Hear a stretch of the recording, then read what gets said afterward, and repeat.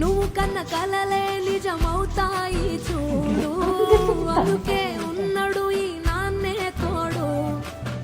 దశరథ నాన్నై పుట్టాడు, నువ్వు రాముడంత ఎదగరనేడు.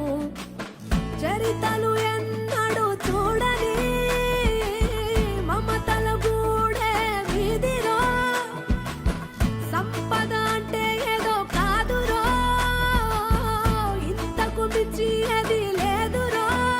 రేలా రేలా రేలా రేలా నీదే నీలా నిత్యం బతుకు జన్మయ్యేలా. మనం వెళ్దాంలే హైదరాబాద్. ఎటు వెళ్ళారు?